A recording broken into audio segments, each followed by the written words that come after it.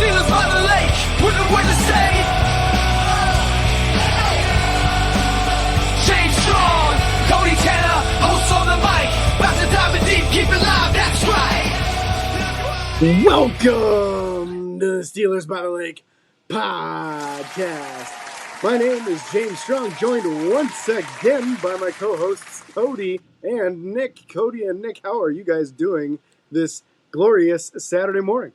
I'm doing lovely. I woke up super early because I had an early work week. I was up at like 2 o'clock every freaking day, and so my body didn't let me sleep past about 4:30 today. So woke up, went to the Presque Isle Beach in Erie and watched the sunrise. Had some coffee.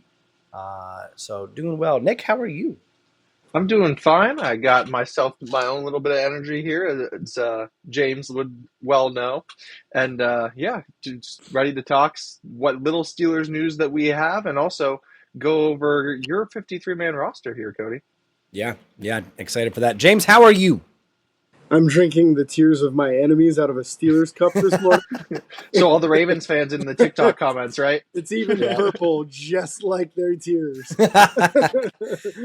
It's a little pre-workout here for my workout after the show here, and real excited to get this going. The people have been anticipating this moment where we talk about Cody's 53-man roster prediction for a couple months now, so this is definitely an exciting day for us. We're It's been put off. It's been a life happens. Yes, it does. Life happens, and life has happened to Cody over and over and over the last couple months here. So we're hoping for a little more normalcy for Cody in the future here, and we're going to do roster training camp battles on quarterback, running back, and tight end. We're hitting 3 position groups today to really get you some good talk. But before that, Cody, do you know anything about any sponsors that we might have? James, I do know something about a little sponsor called Edinburgh Hotel Bar. Edinburgh Hotel Bar is one of our sponsors. We appreciate them greatly. Pat at Edinburgh Hotel Bar is an awesome, awesome guy. We appreciate him. Looking forward to watching some more games there this year. But support for Steelers by the Lake podcast is provided in part by the Edinburgh Hotel Bar, serving a variety of lunch and dinner specials every day, including steak, seafood, Italian pasta dishes, and more. And they are located at 100 Meadville Street in downtown Edinburgh, PA. For more information, please call 814-734-5103 or visit them online at edinburghhotelbar.com. We do love the Edinburgh Hotel Bar here at Steelers by the Lake. Super big fans of them. Nick's there all the time. I'm there all the time. James would be there more if he lived closer. Nick and I can walk there in literally 5 minutes or less. So we enjoy it. I'm sure we'll get there for a game or two this year, if not more. So very appreciative of them. But speaking of someone else we're appreciative of, James, Cam Hayward was talked about recently this week. So they're doing the whole I think this started back in like the 2010s or something, where they do the NFL Top 100, which ranked by the players, top 100 players in the league. And Cam Hayward was ranked 83rd this year, which was a jump up from his 98th last year, which is always a good thing that you have an older guy still moving up that list. So love to see that. His previous best was in the 40s. That was coming off of one of his best seasons. Understandable that he slipped down to 98 last year due to him having a lesser statistician, whatever, contribution to the team. Last year, he was basically healthy all year, put together an all-pro season, another Pro Bowl season, really building that Hall of Fame resume, in my opinion. And the only question to me is how long can he keep doing it? Cam is playing at a level that you typically only see from 20-year-olds right now, and he's like 35. So I'm very grateful that they went out and got Derek Harmon to help bolster that room and help him out. But you might have to do it again in the next upcoming draft. Because Cam isn't going to play forever, man. But God bless him while he is with the team. Absolutely. And it's great to have that mentorship in the room for Harmon. I just don't see how they ranked Jerry Jeudy one step ahead of him. But, I mean, hey, we'll still take Cam Hayward at 83, I believe, is where they marked him on the the NFL top 100. Outside of the top maybe 4 or 5 offensive and defensive linemen, they always give skill positions better rankings. It's just because they technically do more. You'll always have that one ultimate guard or that ultimate center. Like Alan Faneca was always really, really high up in those rankings and stuff like that. You had the Eagles, Lane Johnson was always high. There's always a select few of those bigger body guys that are up there, but man, it is tough to get past some of those, especially speed guys in skill position. Yeah, and I could see, like, obviously guys like Jamar Chase. I could even see like a Puka Nakua being ahead, and I'm sure he probably will be. But Jerry Jeudy to me is one of those guys who just hasn't really lived up to the potential that they saw in him. He's had that one really good season, and then everything else he kind of underperformed a little bit. And especially now being on a Browns team that doesn't know which of the 5 quarterbacks on its roster is going to be starting, I don't really see him being above Cam on the list. But again, I'm not a player in the NFL, so I'll And they're also ranking decide them from there. last year, not how they're going to play this year and stuff like that. But And Cam had a career year last year, so I still think he should be higher. But maybe that's my bias as a Steelers fan. We appreciate the bias. Speaking of seeing things, somebody who thankfully is still able to see things is Najee Harris, former Pittsburgh Steelers, current Los Angeles Chargers. Suffered a superficial eye injury with a fireworks incident on the 4th. So, former Steelers, we're going to discuss it with him. We're grateful that he's okay. You never wish ill upon anybody. You know, we're just not like that. And so happy that he can. They claimed that he'll be able to play football this year with no issues. So that is a plus. And they said he should be ready by the regular season, which bodes well for the timetable recovery and how he'll actually be able to see moving forward. Glad it's not anything more serious than what it was. Yeah. But now it's time for the first set of meat and potatoes of this show. My 53-man roster prediction. Are you boys ready? We've been ready. I'm really sad that Jill's not here. Shout out to Jill, our other co-host. She is not feeling well today, so we hope you feel better. Pray for your health, Jill. But I was excited to get her reaction to some of this. But I know that James is going to rip me apart for one thing. I think Nick might be questioning this a couple of things, but we'll get there. So I'm going to fly through Will Howard and keep Skylar Thompson. That's I'm going to fly through kind of the first few positions because I don't think you guys will have anything to say different about it. And if you want to say something, please pause me, whatever. Quarterback room is going to be Aaron Rodgers, Mason Rudolph, Will Howard. I don't see that playing out any other way, barring injury. And that's honestly the way I see the depth chart rolling in. I do think that Will Howard will move into backup eventually. But I think Mason has that number 2 spot for now. Halfback room or running back room, Jalen Warren, Caleb Johnson, Kenneth Gainwell. You have the slight experience now, number 1 on the team, Jalen Warren, with Caleb Johnson going to be taking I think a consistently heavier load as the year goes on. I think that we're going to utilize his speed a lot. And then Kenneth Gainwell is going to be the vet in the room, going to be the guy training these guys up and leading very well. Fullback, I think now with the tight end situation, fullback's going to be Connor Hayward. I think that gives you an excuse to keep him.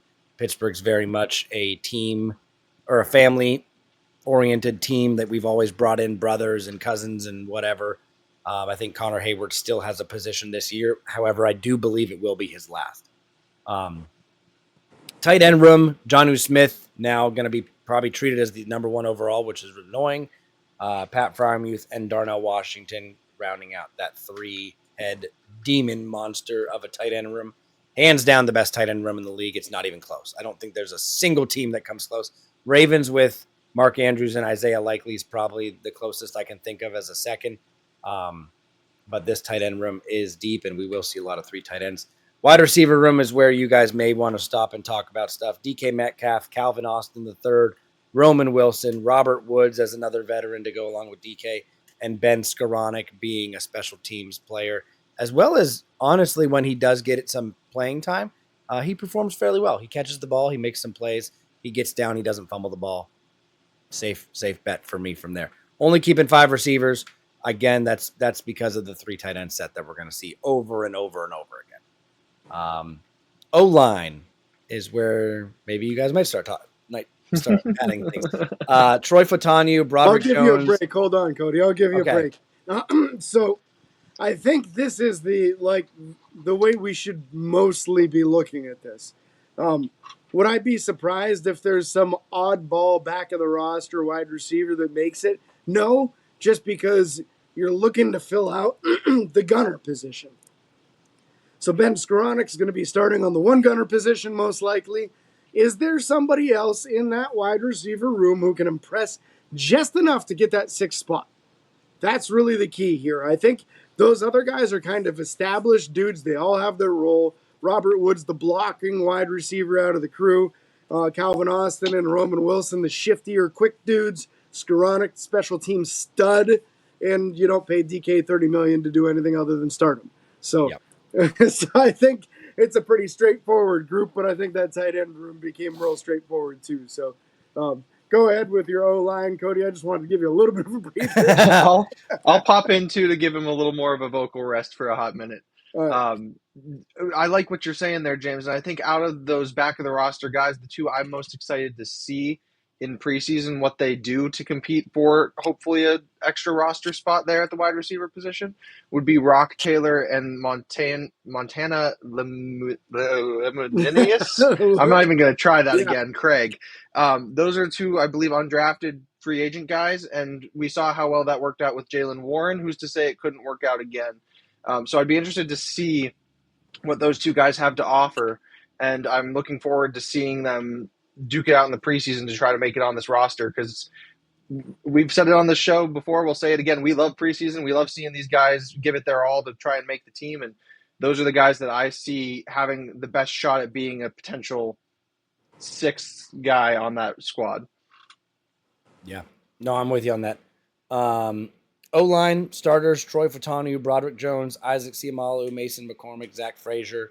3 backups, Ryan McCollum, Spencer Anderson, and Dylan Cook.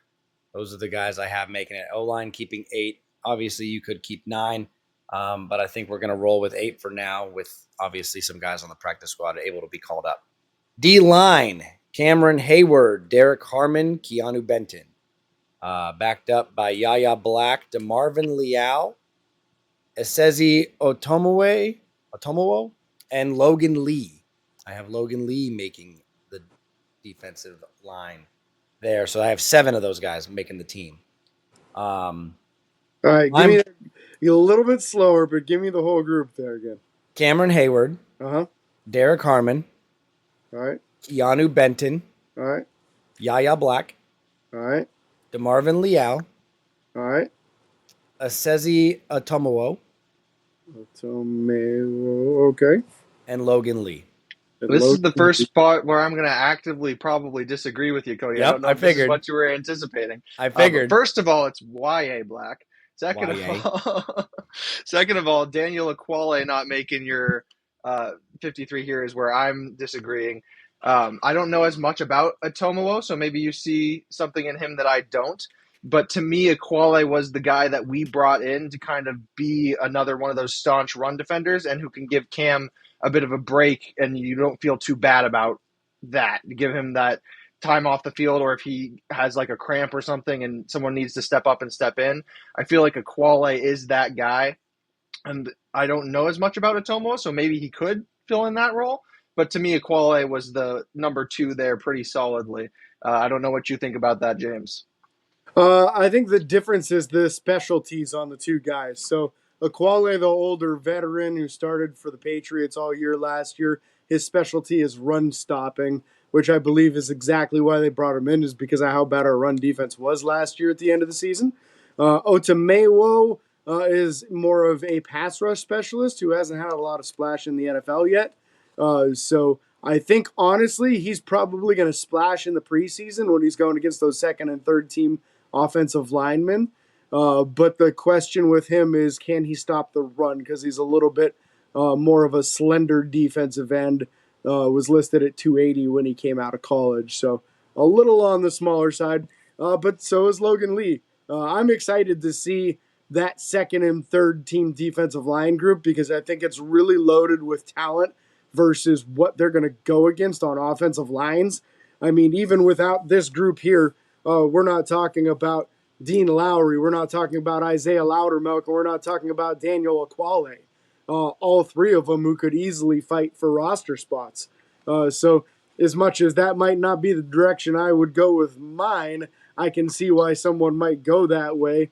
And it's tough to give up on the Marvin Leal. The guy was a third-round pick 4 years ago, for crying out loud. This is the make it or break it season for Leal. If he can't show that he's worth being on the roster this year, he might not get a chance with other teams. That people might not even bother with him if he can't splash for Pittsburgh this year. So I like there being a little bit of variety here with Cody's group versus the chalk of some of the common thinking, maybe. Yeah. I'm keeping things different for you guys. We love to see it. We love to see it. And my reason for that is keeping the defensive line younger. It's hard to continue to try to improve something when it's just aging out over and over again. Mm-hmm. That's a very fair point. Now this is where I know I'm going to get some heat, and that's fine. And this one might mess up. Is Welshoff? If Welshoff makes the active roster, he counts as he doesn't Correct. count against it. He counts against it if he's on the 53. He does not count the squad. Perfect. He's going to count against it. All right, my linebacker crew. I'm going linebackers as a whole. I'm not going to break up outside, inside. All right. I'm going to go over starters first. So Peyton Wilson, Patrick Queen, Alex Highsmith, Nick Herbig. Oh, you're not Backups. putting TJ on your team? Okay.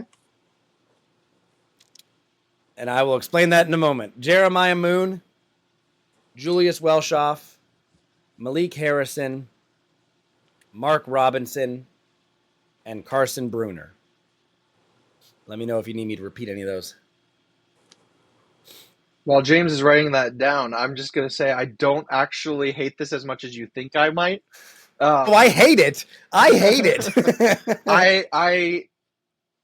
I do and I don't, and I'm sure we'll get into it after you give your explanation.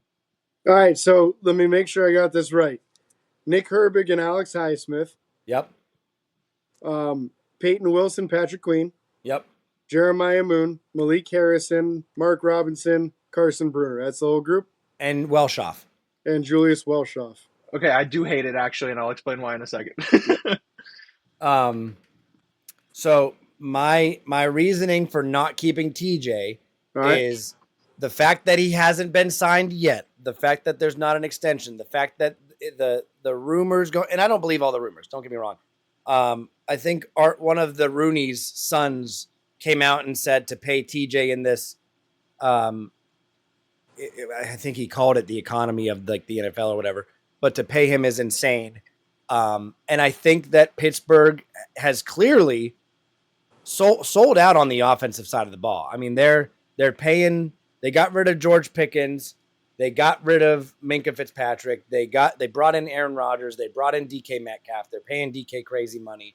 I think that Pittsburgh will see the talent that they have in Alex Highsmith and Nick Herbig, which they are talented. Don't get me wrong; they're not TJ, but Highsmith and Herbig are phenomenal.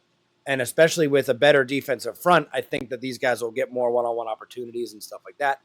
I think if Pittsburgh openly said, all right, we'll hear calls, they're getting 2 first-rounders. Someone's offering them 2 first-rounders, and it's hard to pass that up with a guy that you're having contract negotiation struggles with. The numbers aren't matching up. The guaranteed money's not matching up. To clarify, this is not what I want. I'm just kind of trying to take an educated guess and call something before it happens that Pittsburgh could be shopping TJ with the intentions of investing more in a future draft pick, in a future potential quarterback. Next year's draft is in Pittsburgh. They've already been loading up draft capital for that draft. Again, I don't want this to happen, but I don't have TJ making my 53. And that's why I don't hate it, because it's not what you want. This is a 53-man roster prediction. It's not a 53-man roster shopping list. So we're not going out there and saying, here's the ideal team, because if we did, it would be fantasy football and it wouldn't be a 53-man roster prediction. The reason I dislike it is because unless I'm mistaken, I did not hear you say Jack Sawyer's name on that Correct. 53-man Oh, roster okay. prediction. I Correct. completely forgot about Jack Sawyer. Take We're Welshoff off. we I are was starting the 4th-round pick on Cody's 53-man roster. Completely. I was I don't going know to how I say forgot Jack Sawyer. I was going to say Welshoff or Moon over Sawyer is a little bit insane to me. No, keep Moon on there for sure, but take Welshoff off. I completely forgot about Jack Sawyer. and Not and gonna lie. because Welshoff carries that international player exemption through the preseason, and we can keep him on the practice squad. I do really hope that no one snipes him and that we're able to keep him on the practice squad. But if not, I hope that, as James and I have discussed a bit in previous shows, that Omar Khan's able to do a bit of wheeling and dealing before the final roster cuts are made and trade some of these guys to teams that are more needy at these positions, because we have the great problem of having a lot of depth at these positions and being able to potentially make a TJ move, even though we don't want to see TJ go. We want to see him sign with the team and be a Steeler for life. It could give us that capital to do a rebuild a lot faster, which would stink because I love TJ. Been wearing the jersey for the past several weeks, waiting for that signing to come through. But And I James, don't dislike the move. yeah, and James may bring this up as well. You'll also notice Cole Holcomb's not on that list. Yeah.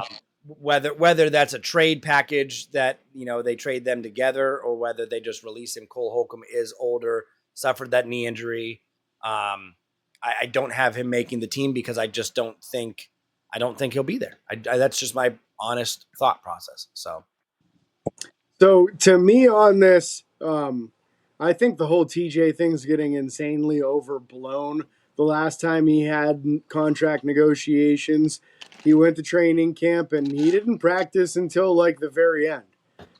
So we're right on schedule to exactly how the last negotiation process went, except everybody's absolutely panicking and the sky is falling this time around. To me, I think it would be kind of crazy to move on from him because I feel like TJ is one of those guys, like your typical NFL player gets into their upper 20s to early 30s, and that's it. They're on the downward spiral of their career. They start having a massive drop off in production. And TJ didn't have as good of a year as he normally does last year, but he was playing with some injuries at the end of the season last year. And let's be honest, playing on the same side as Larry Ogunjobi was a huge crutch to him. He was getting double and triple teamed on every play because Larry couldn't beat a one-on-one. And held. That was a massive, massive issue for TJ, playing injured and getting double and triple teamed with basically no help on his side for the last half of the season. So to me, I feel like moving on from him would be crazy because I feel like TJ is one of those dudes, like either you have the work ethic or you don't. TJ very clearly does, and I would be surprised if he's not really productive into his mid to late 30s. And by really productive, I mean still getting into the like dozen to 15 sacks a year. Yeah. And to move on from him at this age in his career would remind me too much of moving on from Rod Woodson before he switched to safety, where Rod actually had more interceptions as a safety than he did as a corner with the Steelers, and put on many more Pro Bowls, built his resume to being a top 5 interceptor in the league history, just by continuing playing, but playing at a different position. I don't think TJ needs to change positions by any means. I just think he has a ton left in the tank and just needs more talent around him. So that's the thing to me. The other thing is I'm very big on Welshoff over Moon just because I think Moon's really bad on defense. So he blocked a punt. That's awesome. But if you have zero upside on defense, I'm not interested when the other guy's also good on special teams. So I would go Welshoff over Moon, but I appreciate the variety in yours, man, going off the wall, no doubt. Yeah. Jeremiah to the moon. and I had made this a few weeks ago when I thought I was going to do it, and then things have changed, and I just redid it all last night, and I did forget Jack Sawyer. So I don't think there's a chance I forgot anybody else on this list, but just keep in mind that moving forward. Cornerback room, we're going to go corners, and this is in no order. I think it's in order in the sense that the top 3 are the top 3. Joey Porter Jr., Darius Slay, Jalen Ramsey. Those are the top 3 guys. I have Brandon Eccles making the team, Beanie Bishop Jr. making the team, Corey Trice Jr. making the team, and Dante Kent making the team. 7 does feel heavy, but again, that's kind of because of the Jalen Ramsey potential to possibly play safety combination there. I don't know if you guys have anything to say or add to that, but that's my reasoning for the 7. I think So that's a I'm reasonable group to me, especially knowing that Ramsey's likely to get some play at free safety this season.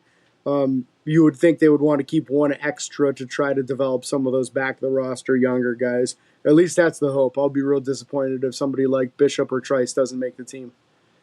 The number doesn't shock me at all. I think what James said holds very true with the addition of Ramsey and having him potentially kick to safety. My question would be, I know you didn't really separate it by right side, left side, but who would you have being the primary backup to Joey Porter Jr.? Because looking at the depth chart here, currently they have Corey Trice backing up Darius Slay and James Pierre backing up Joey Porter Jr. All of the others are listed as nickel corners that you mentioned. I think technically, if Joey Porter went down, I think they'd transition Jalen over to that side. I don't think they'd be afraid of that. And then after that, it would probably be Corey. In my honest thought, I think Corey would bounce outside before Beanie or Eccles. Corey's a little bit more size advantage for that, so that would be my thought process on it. But I don't think I think with the issues we've had over the years at the nickel specifically, I don't think they have an issue with the number of nickel corners that we would be keeping. Yeah, that makes sense to me. Moving Jalen over kind of bridges that gap. It's just a bit thin at the other two, whereas you have 4 on the nickel corner position, which is not a bad thing to have when you've had the struggles in the past, but just worries me a little bit when it comes to those other guys if their durability doesn't end up, especially because Darius Slay's, getting a little older. Yeah. And I would be cautious with some of those rankings this time of year. It's just kind of general on how they slap them in the roster. Eccles has a lot of experience on the outside. Kent played some outside in college football as well. So I think those guys could easily line up on the outside either side. Same with Trice. I don't think he's side specific. Some guys do line up more on one side than the other. But Ramsey was like almost a perfectly even split last year between left, right, and nickel. So he can definitely do all 3. What do you got in the safety room, Cody? Are we cutting Deshaun Elliott? Safety room is Deshaun Elliott and Juan Thornhill as the top 2 guys. And then Miles Killebrew, the special teams hero, and Sebastian Castro making the team. James is very happy about that one. I am completely offended. No Quindell Johnson. No, I'm just kidding. That's the flip side to the whole deal of losing Minkah is that Castro almost seems like a lock now. Even though Nick was joking around, Quindell Johnson had 10 interceptions in college and is still a kind of a young dude in the league. Played more free safety in college than strong. So he's actually a pretty good fit in that free safety side. So I'm going to keep an eye open on Quindell Johnson this preseason. I really like Castro. I want Castro on this 53-man roster, as anyone who heard my early one would know. But I think we should not overlook Quindell Johnson. And I won't be surprised if Pittsburgh brings more safeties in because this is real light in the safety room this year. I feel like they normally have like 7 or 8 dudes. So there's only like 5 of them on the roster if you're not counting Ramsey. And that just feels light to me.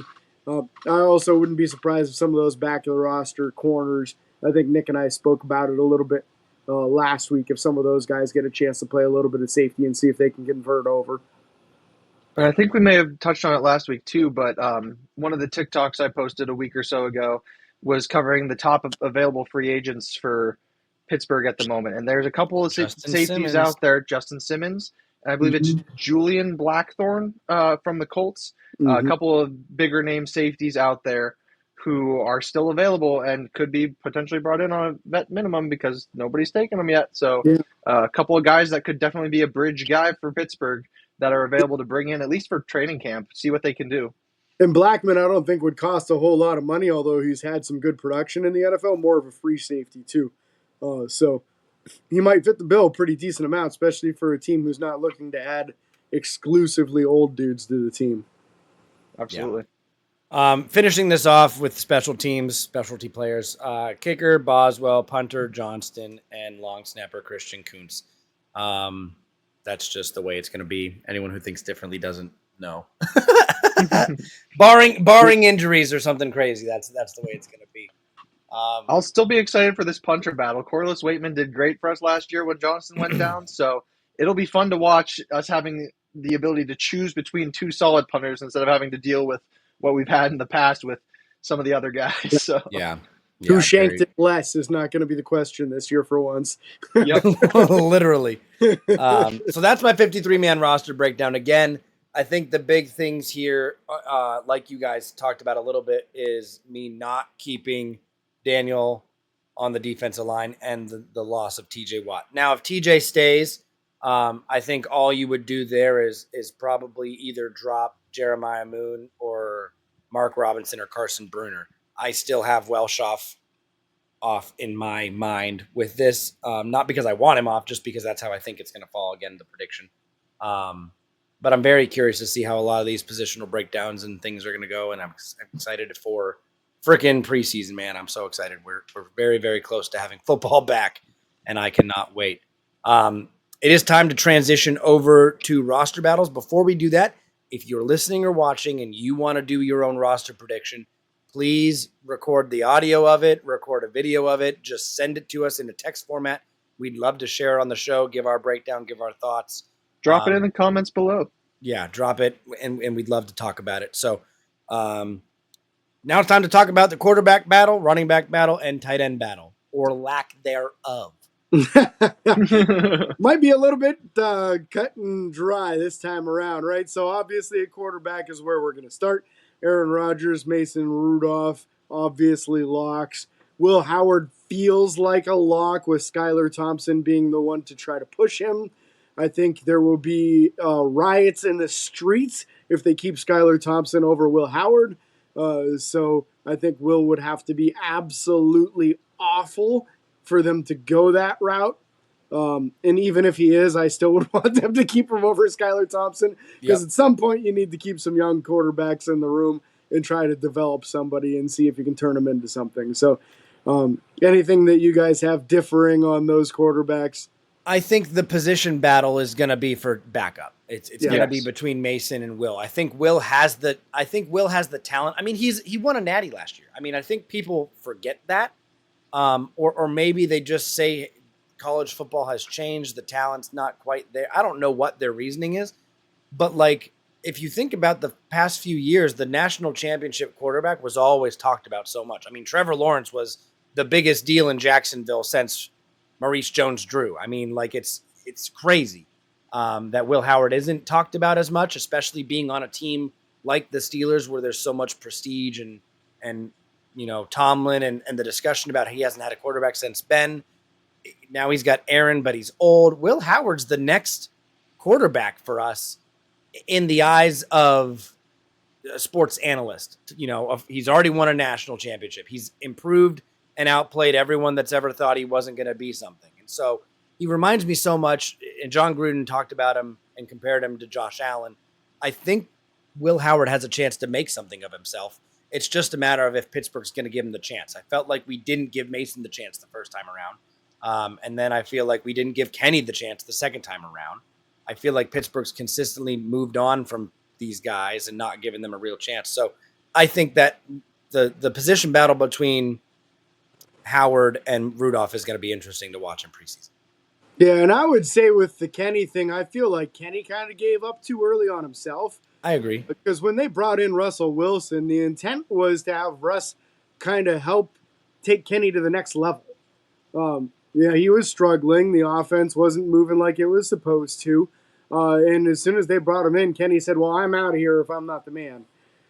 So he forced his way out of town, and I don't know if he's ever going to get another chance to be a starting quarterback after that. So that's kind of on him. Because Mason Rudolph versus Kenny Pickett. Yeah. in this. I want to see the matchup. Do it, NFL, make it happen. But no, I don't disagree with you there, James, at all. I agree that Kenny kind of forced his way out and got to go play for the team he rooted for all growing up and being a New Jersey kid, and now he's got a Super Bowl champion, Kenny Pickett. You put respect on that name. Right. But in terms of the Will Howard conversation, I think a lot of the knocks I hear of Will Howard in the same conversation that people have, he's the national champion. A lot of people in the same breath will say, oh, but he was surrounded by Emeka Ibuka, he had Jeremiah Smith, he had all these weapons around him.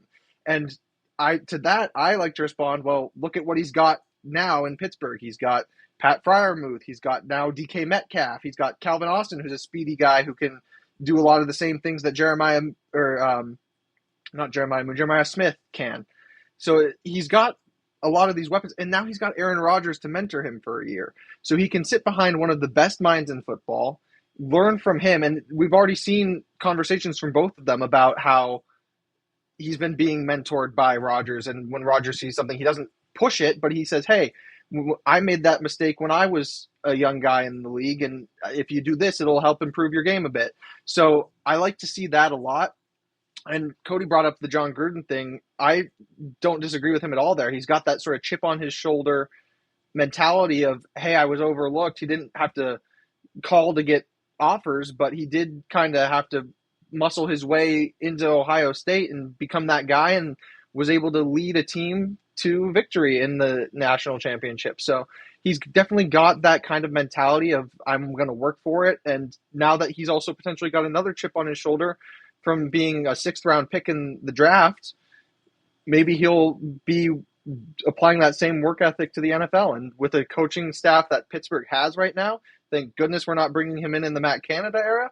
But now we have an offensive coordinator who's good at using other pieces beside just the quarterback and not putting everything on the quarterback to win the game.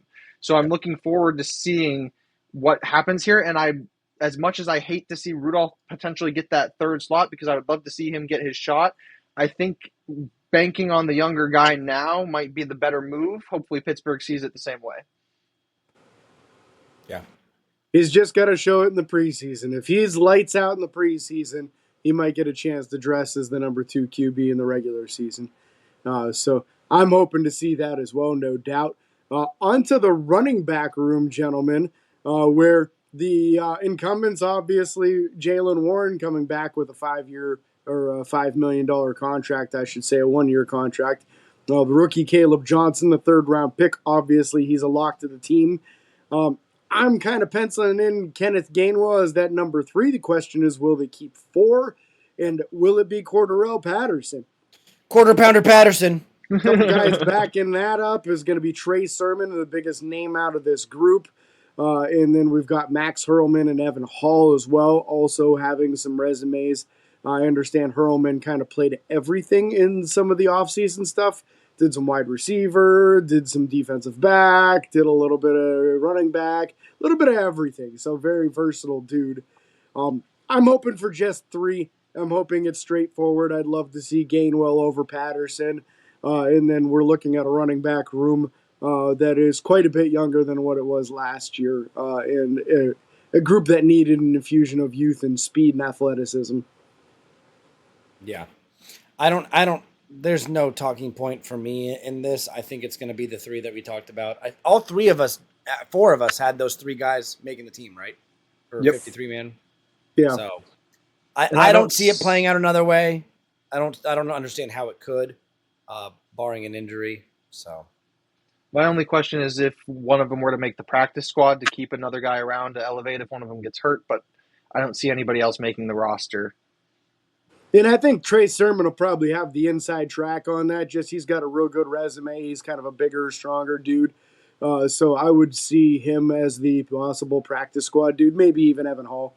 But we'll see. I'm just praying they move on from Cordarrelle Patterson. That was just a failed experiment last year. No doubt about that. On to the tight end room then, fellas. So we have basically co-starters with Pat Fryermuth and Jonnu Smith. Darnell Washington backing them up, being the primary blocking type tight end. Connor Hayward, J.J. Galbraith, and that's it. Yep. Kind of a smaller room here as well. And then there is, of course, the fullback, DJ Thomas Jones, I believe. Yep. Also listed as a fullback / tight end. Yep. So you would add him to that group too. I think they're all one and the same at this point in time. And I think our top three are locks. It's just depending what do they do at the fullback position. Is it Connor Hayward? Does DJ Thomas Jones outshine him? He's a drastically bigger dude. I would think, knowing that Pat Freiermuth and Jonnu Smith are not like big time blockers, you might want that fourth guy to be a better blocker than Connor Hayward is. So even though Connor Hayward has that versatility, he really isn't going to get on the field, I feel, that often as a tight end this upcoming year with the addition of Jonnu Smith, which is a good thing because Jonnu Smith is a high-end receiving tight end. Like, this is going to be the best receiving tight end probably Pittsburgh's had outside of some random guys they've brought in, like, say, Eric Ebron when they brought him in near the end of his career. Like, it's that level of high-end receiving tight end, except Jonnu's in the prime of his career instead of at the washed-up point of his career coming up. I was going to say, don't put that on Jonnu. Yeah, so I mean, obviously the Ebron experiment didn't work out. There was another dude I remember they brought in that like got hurt in the Green? That didn't, Green, yeah, I don't remember his first name. Neither do I. But Green had like 4 concussions in the preseason or something and never even played for us. Yeah. Vance McDonald was like the only one they brought in that worked out. The Vanimal. Vance McStiffarm. Yeah, Vance was fun, but not a high product, not a high volume dude, I should say. So to me, it's all about position number 4. That's where the roster battle starts and ends. And as much as I really liked J.J. Galbraith going into this, now I feel like the addition of Jonnu Smith makes him probably a lot less likely because he's a receiving tight end too. So I'd put him probably practice squad bound, and then the battle truly being between DJ Thomas Jones and Connor Hayward. Yeah. No complaints here. And again, I just the Connor Hayward thing is so hard for me because Pittsburgh's such a family team. Yes. And because I think he's a better fullback than he would be a tight end. And my biggest thing with that is, yes, he's small, but imagine coming out in a 3 tight end set. So you got your 5 linemen, your quarterback, 3 tight ends, and then you have, say you come out with Caleb Johnson and Warren and Connor Hayward in the backfield. And your microphone is gone. Cody's got some issues going on with his microphone, but he's fixing it pretty quick these days. So give him a second. He'll get back to this thought here. There he is. He's back. Okay. then you just audible into spread. The nightmare matchup that you'd have with somebody, even Connor Hayward against some of the linebackers in this league, like, it would just be crazy to watch. And I really hope Pittsburgh incorporates some things like that where they spread the, come out in 3 tight end set and then just spread everybody or whatever. My biggest fear of this tight end thing is Darnell not making the team. Oh God, that's not happening. He's too much of a value at blocker. And that's what I hope. I hope. And I like what you're saying there with the going into the spread, but I think Darnell fits that package better because he's such a mismatch against linebackers, whereas Connor Hayward's that we didn't use him guy. last year. Why would we use him? Well, because we got a quarterback over 6 foot tall this year. That's fair. I'll give you that. Point, that's fair. and also a fair point. I like where you're about that. Russ just didn't use tight ends, and it's probably because he couldn't see them. Yeah. Aaron's spoken very highly of Darnell Washington. I think he said he's the best tight end he's had since like Mercedes Lewis or something like that, which is very high praise. That's who he's comparing him to because of that massive frame and catching radius. We've talked a lot lately about what you're talking about, Cody, with lining up in like jumbo formations and then spreading it out. And I think that's the hidden value of Jonnu Smith. A lot of people are worried too much, in my opinion, about will it be Jonnu or will it be Pat Freiermuth. I think it's going to be both on almost every single down. So I wouldn't stress so much about does Jonnu displace Pat Freiermuth because I don't think that's really going to happen as much as Jonnu's going to line up at wide receiver a lot. But when he comes on the field, he's a tight end, and everyone knows he's a tight end. So you're likely to be in your heavier sets. He's going to go out wide, which is going to take a corner away, which is going to allow better matchups against linebackers and safeties that can't hang with him as well. So I think that this is going to allow for a lot better matchups all across the field with the versatility that Jonnu brings to us. But I'm with you on the Connor thing, man. Like, I don't want to see them move on for Connor from the family side of things. I don't want to see them tick off Cam because I think that Cam could still play for a few more years. But I think this upcoming season is the last year on his deal. Yep. So Connor's also on the last year of his deal. Could Cam just retire because he knows Connor's not coming back and he doesn't want to play without his brother? I don't know that that's necessarily going to be too big of a deal for Cam. I would hope it's not. I mean, I know he's definitely a family kind of guy, but I think he also understands the way the NFL works. Yeah. And so and if he's looking to play, I don't think he's going to quit because the Steelers move on from his brother. I hope and I don't think Cam wants to play anywhere else. So I don't think he does either, yeah. Right. And so, like, if he sees a window, especially, because I know, like, the Steelers have been trying to get Cam a ring since he entered the league. Yeah. So I don't see that necessarily being the end of the world. And I think someone's going to pick Connor Hayward up if we cut him. I think he's got some value. I think he's got some value as the fullback position. But like Cody was saying with the spread thing there, I think I could see DJ Thomas Jones filling that role for us better too, because he can body over some people a little better than Connor's going to be able to do. And he's faster and he's bigger. Yeah. So I don't see it being a huge problem. But again, I think Cam will hang it up when he feels he's ready to hang it up. I don't think it'll be any decision that Pittsburgh makes that would drive Cam to retire, hopefully. Here's my biggest issue with Connor, really, is like, I feel like he's just been almost a wasted roster spot. Yep. And I like him. I like how he's got good hands. I like how he's good effort on special teams. But he just doesn't fit any role. Like, every year, I'm hoping that this is the year that Connor comes in and he looks quicker than he did the year before, and he doesn't. I'm hoping that this is the year he puts on weight and takes the fullback role on more seriously, and he doesn't. Like, every year he looks like the same dude. In 4 years, you can make a big difference to what your body physically looks like, especially as an NFL player making an NFL salary with an NFL weight room and your access to like better nutrition.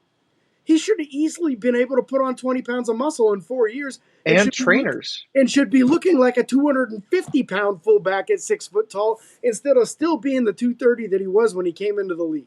Yep. And I know Pittsburgh doesn't update the weights, but he looks the same. He still looks thin.